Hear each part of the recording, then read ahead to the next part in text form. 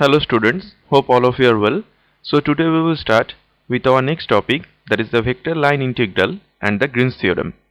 So in my previous lecture I have told you about the line integral but in the scalar field function. So today we will learn with the vector field function. Before I start, I want to say that please follow the previous video lecture for the better understanding. So let's start with our topic. So in our previous video lecture I have told you what is the line integral of a scalar field function and how we can operate it. The same thing happens for the vector integration also. Say f be a vector point function, vector valued function is given here f1 xyz I cap, f2 j cap and f3 k cap. Why it is vector valued function? Because whenever you put any point inside the function xyz, you will get a vector quantity. So be a vector valued function and for which field function which is continuous along a curve C. Suppose this is the curve C. Along this curve the vector point function that is given to us which is continuous. Okay. Then the line integral of vector function f along this curve C will be integration over C f dot dr. Okay, f dot dr, that is the dot product of these two quantity f dot dr integration over C. So you have to remember that the function must be continuous through over this curve. On which curve we want to integrate, the function must be continuous on the curve. So what is dr? Where first of all I want to say that actually it means what? This actually represents the work done by a force F. ठीक है, तो physics में तुम लोग work done पढ़ के आए हो, तो वर्क डन हम लोग कैसे निकाल सकते हैं with the help of the vector line integral, that is nothing but simply integration over C F dot D R. तो जहां पे आर क्या होता है, आर है position vector of any point lying on the curve. Okay, कोई भी एक पॉइंट है जो कर्व के ऊपर है उसका पोजीशन वेक्टर है पी एक्स वाई जेड, तो उसको हम लोग आर वेक्टर से डिनोट करते हैं और वो हो जाता है एक्स आई कैप, वाई जे कैप, जेड के कैप. अगर तुम्हारे पास 3 डायमेंशन है तो उसके लिए आर वेक्टर हो जाएगा एक्स आई कैप, वाई जे कैप, जेड के cap. And if we want to operate in on the second 2 dimensional, then r vector will be xi cap plus yj cap. Okay, so r vector is nothing but the position vector of any point P on this curve. So what will be dr? Dr will be equal to dx I cap, dy j cap, dz k cap. Okay, that is dz dr. So what will be the formula for f dot dr over this integration? F dot dr means f equals to f1 I cap, f2 j cap, f3 k cap dot dx I cap, dy j cap, dz k cap. So you know that for the dot product I dot I equals to 1 and remaining dot products are 0. Therefore f1 dx plus f2 dy plus f3 dz, this term will appearing. So this is very simple formula, same as the scalar line integral.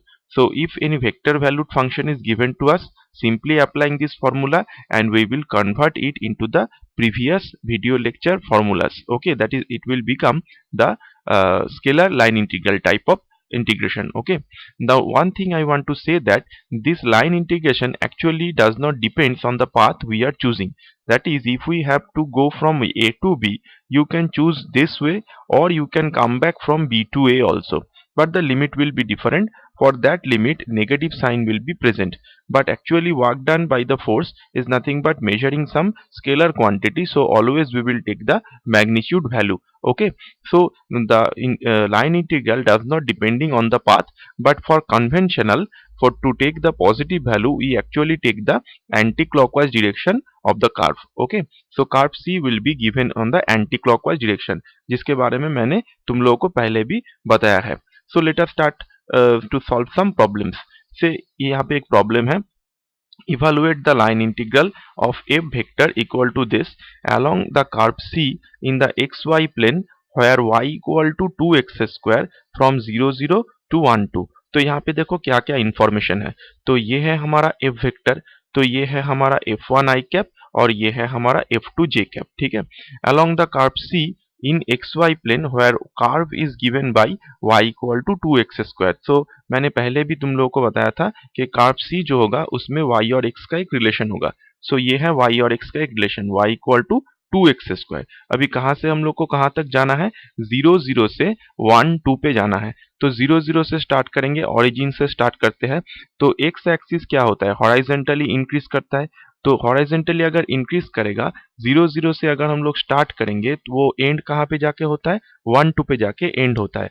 तो 0 से 1 तक होगा x का limit, और अगर हम लोग Y में कन्वर्ट करना चाहते हैं तो वो हो जाएगा 0 से 2 तक। ठीक है, तो हम लोग क्या कर रहे हैं, एक से ही कर रहे हैं, क्योंकि हम लोग एक से प्रैक्टिस कर चुके हैं प्रीवियस प्रॉब्लम्स को। सो f vector equal to this, I have simply done f dot dr, so it will be 3xy dx minus Y square D Y. घबराने की कोई ज़रूरत नहीं है। देखो ये जो इंटीग्रेशन है, ये इंटीग्रेशन किस में कन्वर्ट हो चुका है, जो प्रीवियस डे में मैंने जो प्रॉब्लम्स बताया था उस प्रॉब्लम में ये कन्वर्ट हो चुका है। ठीक है ना, वो लाइन इंटीग्रल यहाँ पे हो चुका है। तो अगर ये लाइन इंटीग्रल हो चुका है तो तुम लोग जानते हो अभी हम लोगों को क्या करना है। On the curve C, what is the relation between y and x? That is y equal to 2x²। तो जहां जहां पे y होगा, y के जगह पे हम लोग क्या पुट कर देंगे, 2x² पुट कर देंगे। कर्व का वैल्यू y के जगह पे हम लोग पुट करेंगे। अभी यहाँ पे dx है और dy है, तो हम लोग को क्या करना है, पूरे एक वेरिएबल में इसको कन्वर्ट करना है, क्योंकि ये तो सिंगल इंटीग्रेशन है। सिंगल इंटीग्रेशन में पूरे एक वेरिएबल में कन्वर्ट करना पड़ता है। तो अगर y है 2x² तो dy क्या होगा, 4x dx हो जाएगा। तो dy के जगह पे हम लोग 4x dx बिठाएंगे, dx तो सेम ही रहेगा और y को रिप्लेस करेंगे 2x² से। तो ये कुछ इस तरह बन जाता है। After making this you can see that this integration is totally independent of y। तो ये y के ऊपर इंडिपेंडेंट है, तो इसमें कौन सा वेरिएबल प्रेजेंट है, x वेरिएबल, और किसके रेस्पेक्ट में हो रहा है, x के रेस्पेक्ट में हो रहा है। तो हम लोग क्या करेंगे, x का लिमिट लिखेंगे। तो x का लिमिट क्या होता है, 0 से 1 तक। So it will be 0 to 1। Simply putting this value, I am getting the value minus 7/6. Similar type of problem is given here. Try to understand the problem, but I say that try to solve the problem by yourself first, then watch this and check the result is actually coming or not. एक problem यहाँ पे मैंने दिया हुआ है, ये कुछ line integration नहीं है, पर भी ये एग्जाम पे एक बार आ चुका है, तो इसको मैं एक बार तुम लोगों को बता देता हूँ। देखो, evaluate the integral over the curve gamma f cross dr where f equals to this one, that is a vector quantity, over a curve C whose parametric equation is given x equal to t square, y equal to 2t, z equal to t cube between t equal to 0 to 1। तो parametric equation के बारे में तुम लोगों को पता है कि सर्किल के ऊपर अगर कोई भी पॉइंट होता है तो वो पॉइंट सर्किल को सेटिस्फाई करने के लिए हम लोगों को एक पैरामेट्रिक फॉर्म पकड़ना पड़ता है। जैसे x equals to R cos theta, y equals to R sine theta. अगर ये पॉइंट हम लोग x² plus Y square equals to R square में बिठाएंगे तो left hand side right hand side satisfy होता है। तो ये जो कर्व है उस कर्व का पैरामेट्रिक इक्वेशन ऐसा कुछ है, x का वैल्यू t के रेस्पेक्ट में, y का वैल्यू t के रेस्पेक्ट में, z का वैल्यू भी t के रेस्पेक्ट में। तो अगर x y z सभी t के रेस्पेक्ट में है और अगर ये सभी वैल्यू हम लोग यहाँ पे पुट कर देंगे तो f के अंदर क्या हो जाएगा, t का ही फंक्शन रहेगा और कोई फंक्शन नहीं रहेगा, माने x y z will be not present. So we will take the limit from t equal to 0 to 1। सभी एग्जाम में प्रॉब्लम में दिया हुआ रहता है, हम लोग को सिंपली करना पड़ता है। ठीक है ना, बहुत ही आसान है, घबराने की कोई ज़रूरत नहीं है। तो मैंने यहाँ पे क्या किया है, आर वेक्टर को लिखा मैंने यहाँ पे एक्स वाई आई एक्स आई कैप वाई जे कैप जेड के कैप। तो डी आर क्या हो जाएगा, डी एक्स आई कैप प्लस डी वाई जे कैप प्लस डी जेड के कैप। अभी क्रॉस प्रोडक्ट क्या होता है, देखो क्रॉस प्रोडक्ट का मतलब होता है get determinant of I cap J cap K cap f1 f2 f3 and dx dy dz। f dot D R, F cross D R कर रहे हैं, अल्फा क्रॉस बीटा अगर करेंगे तो उसका जो जो कंपोनेंट होता है alpha 1 alpha 2 alpha 3 beta 1 beta 2 beta 3 and the I cap J cap K cap, because cross product will give us always the vector quantity, all of you know. So मैंने यहाँ पे लिखा है, लिख के इस डिटर्मिनेंट को ब्रेक करके लिखा है। ठीक है ना, after breaking this determinant simply I have putting this values. So x equals to t square, so dx will be 2t dt, y equal to 2t, then dy will be 2 dt, z equal to t cube, so dz will be 3t square dt. So after find out x, y, z and dx, dy, dz, we have simply put in these values in the expression, that is f cross dr। तो यहाँ पे अगर हम लोग put करेंगे तो तुम लोग देख सकते हो कि ये पूरा किस में कन्वर्ट हो जाएगा, t के रिस्पेक्ट में कन्वर्ट हो जाएगा और dt रहेगा। तो इसको t इक्वल्स टू 0 to 1 में हम लोग को इंटीग्रेट करना है, ठीक है ना। जो इंटीग्रेशन होगा उसमें जो वैल्यू आएगा वो स्केलर नहीं होगा, यहाँ पे इंटीग्रेशन का वैल्यू क्या होगा, वेक्टर होगा, क्योंकि यहाँ पे हम लोग को किसको इंटीग्रेशन करना पड़ रहा है, a क्रॉस dr को इंटीग्रेशन करना पड़ रहा है। तो तुम लोग के लिए ये HW है, होमवर्क है, तो तुम लोग करना और मुझे जरूर बताना आंसर क्या आता है। अभी चले आते हैं हमारा नेक्स्ट टॉपिक पे, that is the nothing but the most important topic, Green's theorem. एक बात मैं तुम लोग को कहना चाहता हूँ कि यहाँ पे हम लोग को तीनों थ्योरम करना है। एक है हमारा ग्रीन्स थ्योरम, दूसरा है हमारा गॉस डाइवर्जेंस थ्योरम और थर्ड है हमारा Stokes theorem. These three theorems are very very very important for the semester exam. Actually, two theorem problems actually appear in the exam. एक ग्रीन स्टोक्स भी आ सकता है, ग्रीन्स डाइवर्जेंस भी आ सकता है, डाइवर्जेंस स्टोक्स भी आ सकता है, ठीक है ना, और एक भी आ सकता है, ठीक है। तो हमको क्या करना है, हम लोगों को सभी को ये तीनों थ्योरम अच्छे से, बहुत ही अच्छे से हम लोगों को ये तीनों थ्योरम को प्रिपेयर करके रखना है, ठीक है ना। जो भी प्रॉब्लम मैं यहाँ पे कर रहा हूँ वो प्रीवियस ईयर का ही क्वेश्चन है, तो इसको पहले अच्छे से सॉल्व कर लो। उसके बाद अगर कुछ प्रैक्टिस करना चाहते हो तो कोई भी बुक फॉलो करके कर सकते हो और मुझे जरूर बताना। Let us start with the Green's theorem in a plane. Let us try to understand the theorem first. Say we consider two continuous functions. Functions continuous होना चाहिए। Two continuous functions mxy and nxy, which are two functions of x and y, and also mxy nxy possesses continuous partial derivatives del m del y del n del x in a region R on xy plane bounded by a closed curve C. Okay, so what are the informations is given here? mxy nxy दोनों x और y का function है और दोनों scalar point function है, ठीक है ना। mxy B any function, X square Y हो सकता है, एक्स वाई स्क्वायर हो सकता है, एक्स प्लस वाई हो सकता है, ऐसा कोई भी फंक्शन है। और एन एक्स वाई भी दोनों वेरिएबल का फंक्शन है, स्केलर फंक्शन है। अभी क्या होना चाहिए, M X Y N X Y both must be continuous, दोनों कंटिन्यूअस होगा। और दूसरा क्या चीज होना चाहिए, हम लोग एम एक्स वाई को वाई के रेस्पेक्ट में पार्शियल डेरिवेटिव कर सकते हैं, डेल एम डेल वाई, और एन को एक्स के रेस्पेक्ट में डेरिवेटिव कर सकते हैं, that is del N del X. Both this partial derivatives exist as well as continuous over what, over a region R in xy plane bounded by a closed curve C। समझ लो एक circle है, तो circle का जो outer जो perimeter होता है वो है हमारा कर्व C, और सर्कल के अंदर जो रीजन बाउंडेड होता है वो है हमारा रीजन R। ऐसा हो सकता है, ठीक है। तो कोई भी एक कर्व ले लो, वो कर्व क्या करता है, कोई भी एक रीजन को बाउंड करता है, तो उस बाउंडेड रीजन के अंदर ये दोनों क्या हो रहा है, कंटिन्यूअस हो रहा है और एग्जिस्ट हो रहा है। तो अगर ये होगा तो हम लोग क्या लिख सकते हैं, then the line integration of m dx plus n dy, this will be equals to double integration over the region del n del x minus del m del y dx dy। Most important for exam. So m dx plus n dy will be equals to double integration over r del n del x minus del m del y dx dy। तो यहाँ पे तुम लोग देखो, ये जो curve मैंने c लिया हुआ है, ये क्या होगा, this curve c will be taken anti clockwise direction rotation. तो हम लोग क्या करेंगे, एंटी क्लॉकवाइज रोटेशन करेंगे, क्लॉकवाइज रोटेशन नहीं करेंगे, ठीक है। कर्व c में हम लोग जब मूव करेंगे तो एंटी क्लॉकवाइज मूव करना है। क्लियर। सो पहले इसको देखो, इसको देख के हम लोग को क्या पता चलता है, लेफ्ट हैंड साइड पे हमारे पास है एक लाइन इंटीग्रेशन और राइट हैंड साइड पे हमारे पास है एक डबल इंटीग्रेशन। तो ग्रीन्स थ्योरम एक्चुअली क्या एप्लीकेशन दे रहा है, देखो। So Green's theorem actually converts or transform a line integration to the surface integration. So it is nothing but a single line integration on the left hand side, and on the right hand side we can see it will become a surface integration. Okay. And what type of integration, the region which is bounded by the curve on which the line integration value will be equals to the surface integration value over that region. Okay, so let us start try to understand the problem।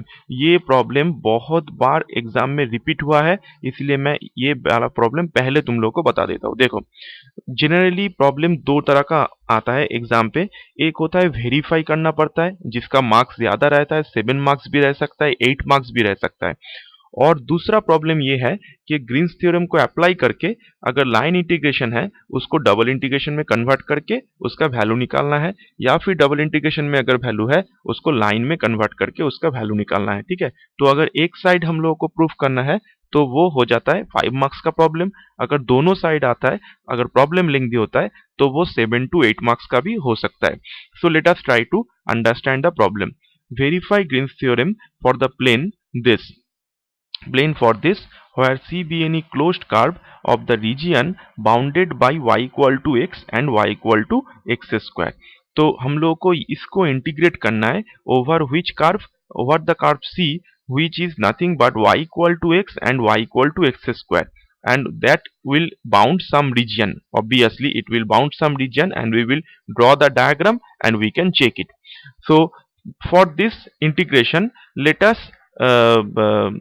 compare this with this integration। Okay, यहाँ पे M D X plus N D Y के साथ compare कर लो तो m का value क्या मिल जाएगा, X Y plus Y square, n का वैल्यू क्या हो जाएगा, एक्स स्क्वायर। तो मैंने यहाँ पे लिखा है m equal to this, n equal to this. अभी हम लोग को क्या निकालना है, डेल एन डेल एक्स निकालना है और डेल एम डेल वाई निकालना है। So del N del X equal to 2x, del M del Y equal to x plus 2y। Okay, now let us try to draw the curve, then we will proceed. तो यहाँ पे देखो y equal to x है हमारा ये straight line, y equal to x, this straight line is y equal to x, और नीचे है y equal to X square, parabola का एक पोर्शन। ठीक है ना, ये दोनों कर्व कहाँ पे इंटरसेक्ट कर रहा है, 1 1 पॉइंट पे इंटरसेक्ट कर रहा है। तो अभी हम लोगों को कैसे लाइन इंटीग्रेशन करना है, लाइन इंटीग्रेशन करने का मतलब क्या होता है, हम लोग लाइन के ऊपर मूव करेंगे, लाइन के ऊपर। ठीक है, समझ लो तुम एक ग्राउंड पे खड़े हो और उस ग्राउंड का कुछ बाउंड्री है, तो लाइन इंटीग्रेशन का मतलब क्या होगा, अच्छे से समझना मेरा बात। लाइन इंटीग्रेशन का मतलब होगा हम लोग को बाउंड्री के ऊपर ही मूव करना है, बाउंड्री के ऊपर ही हम लोग को वॉक करना है, बाउंड्री के अंदर हम लोग को नहीं घुसना है। ठीक है, और जब सरफेस इंटीग्रल करेंगे तभी हम लोग को अंदर ही जाना है, बाहर नहीं आना है, लाइन के ऊपर माने बाउंड्री के ऊपर नहीं आना है। ठीक है ना, तो लाइन इंटीग्रेशन में हम लोग बाउंड्री के ऊपर मूव करते हैं। तो यहाँ पे बाउंड्री देखो, 0 O से A तक जाता है एक बाउंड्री, और दूसरा A से O तक आता है। तो अभी मैंने तुम लोग को कहा था कि रोटेशन हम लोग को कैसे लेना है, एंटी क्लॉकवाइज रोटेशन लेना है। So we are taking the anti clockwise rotation like this. Okay, so we will first go to O to A, then we will come back from A to O। So this total integration over C can be decomposed into two part। एक होगा O to A के ऊपर, तो O to A के ऊपर M D X plus N D Y करेंगे। दूसरा क्या होगा, A to O के ऊपर, तो A से O पे बैक करेंगे for the same line integration. ठीक है, M D X plus N D Y. अभी देखो हम लोग कैसे कर रहे हैं, तो ओ ए के ऊपर कार्व का वैल्यू क्या है, ओ ए के ऊपर कार्व का वैल्यू है y equal to X square. तुम लोग देख सकते हो ओ ए के ऊपर कार्व का वैल्यू है y equal to X square, और ए ओ के ऊपर कार्व का वैल्यू क्या है, ए ओ के ऊपर कार्व का वैल्यू है y इक्वल टू एक्स। चले ओ ए के ऊपर अगर y equal to X square है तो dy क्या हो जाएगा, 2x dx हो जाएगा, और ए ओ के ऊपर y इक्वल टू क्या है, x है, तो ए ओ के ऊपर dy क्या हो जाएगा, सिंपली dx होगा। ठीक है ना, तो ओ ए के ऊपर हम लोग जब करेंगे तो dy होगा 2x dx, और ए ओ के ऊपर जब करेंगे तो ये हो जाएगा सिंपली dx। तो अभी हम लोग को क्या करना है, एम है हमारा ये, तो ओ ए के ऊपर y इक्वल टू क्या है, एक्स स्क्वायर है। तो जब ओ ए के ऊपर हम लोग लाइन इंटीग्रेशन करेंगे तो जहां जहां पे y होगा हम लोग क्या पुट कर देंगे, y equal to X square put कर देंगे, और dy के जगह पे क्या पुट करेंगे, 2x dx पुट करेंगे। ठीक है ना, और अगर ए ओ के ऊपर हम लोग को करना है तो जहां जहां पे y होगा वहां पे हम लोग क्या पुट करेंगे, y equal to X put करेंगे, और dy के जगह पे क्या पुट करेंगे, dx पुट करेंगे। तो मैंने पहले तो इसको लिखा है। ठीक है, लिमिट के बारे में अभी तुम लोग को बताता हूँ, लिमिट बहुत ही इंपॉर्टेंट होता है, तो मैंने उसको ऐसे लिख दिया है। लिखने के बाद मैं क्या कर रहा हूँ देखो, पहले हम लोग O से A पे जा रहे थे, तो O से अगर A पे जा रहे हैं तो यहाँ पे है 0 0, और A का वैल्यू कितना है, 1 1। तो O से अगर A पे जाएंगे तो यहाँ पे चेंज हो रहा है 0 से 1 तक, तो हो जाएगा लिमिट x का 0 से 1। अभी अगर AO पे ऊपर आ रहा है तो 1 1 से स्टार्ट करके कहाँ पे आ रहे हैं हम लोग, 0 पे आ रहा है। तो यहाँ से अगर 1 1 पे स्टार्ट करके 0 पे आएंगे तो यहाँ पे x का वैल्यू है 1 और यहाँ पे x का वैल्यू है 0, so it will be 1 to 0. So simply we have put this and find out the limit. So this will be our line integration value, that is equals to -1/20. अभी हम लोग को क्या करना है, इसको वेरीफाई करना है। So राइट हैंड साइड पे क्या होता है, in double integration over the region del n del x minus del m del y dx dy. Okay, so del n del x equals to 2x, del m del y equal to x minus 2y. So we have put these values in the given equation, that is double integration over r, this one. So it will be simply reduces to 2x x minus 2y हो जाता है, x minus 2y। अभी देखो ये क्या है, region R है।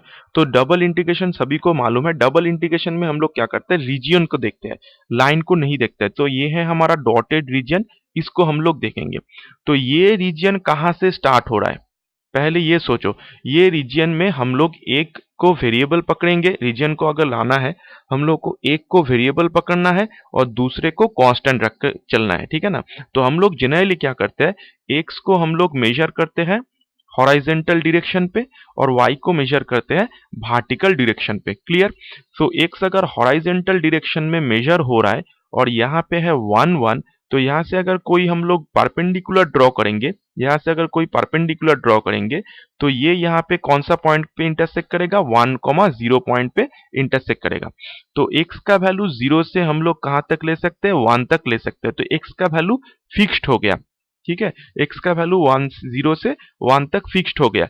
लेकिन y का वैल्यू क्या होगा, वेरिएबल होगा। क्यों, क्योंकि ये जो रीजन है ये रीजन माने सिमेट्रिक नहीं है, ये रीजन सिमेट्रिक नहीं है, कुछ उल्टा पुल्टा रीजन है ना। तो हम लोग को कैसे इसका रीजन फाइंड आउट करना है, तो ये रीजन जब हम लोग फाइंड आउट करेंगे तो हम लोग को क्या करना है, y कहाँ पे मेजर होता है, y वर्टिकली मेजर होता है। तो y अगर वर्टिकली मेजर होगा तो y समझ लो ये है हमारा एक स्ट्रिप। मैंने यहां से स्टार्ट करके मैक्सिमम कहां तक ले सकते हैं, ये स्ट्रेट लाइन तक ले सकते हैं। तो y कहां से स्टार्ट हो रहा है, देखो यहाँ पे, यहाँ से स्टार्ट हो रहा है, यहाँ पे जा रहा है, यहाँ पे, यहाँ से स्टार्ट होके यहाँ तक जा रहा है, यहाँ पे अगर स्टार्ट करेंगे तो यहाँ से स्टार्ट करेंगे तो यहाँ पे जाएगा। तो y तो यहाँ से नहीं स्टार्ट हो रहा है, तो y 0 से स्टार्ट नहीं होगा। तो y कहाँ से स्टार्ट होगा, y will start from the lower curve. y lower curve से स्टार्ट हो रहा है और मैक्सिमम कहां तक जा रहा है, अपर कर्व तक जा रहा है। तो y का वैल्यू वेरिएबल आ जाता है। तो y का वैल्यू लोअर कर्व में क्या है, एक्स स्क्वायर है, और अपर कर्व में y का वैल्यू क्या है, एक्स है।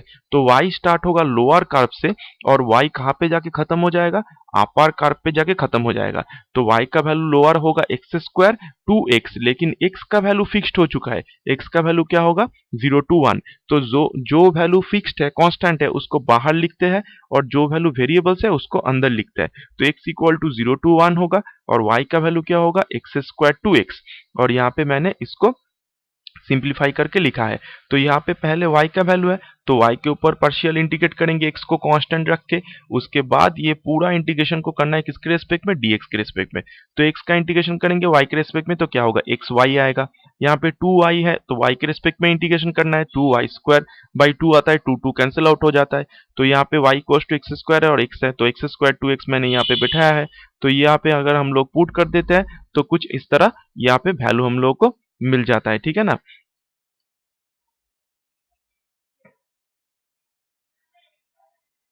तो ये वैल्यू आ जाएगा ये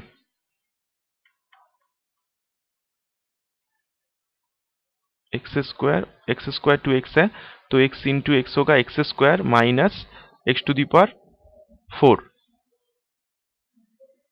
x to the power 4 X square minus X square 0 minus X cube X square into Y X cube minus X to the power 4 minus of minus X to the power 4, पहला term 0 आ जाता है अगर हम लोग upper limit put करते हैं, minus देके जब लोअर लिमिट पुट करेंगे तो ये टर्म आ जाएगा और माइनस 1/20। तो तुम लोग देख सकते हो क्या हो रहा है, वेरीफाई हो रहा है।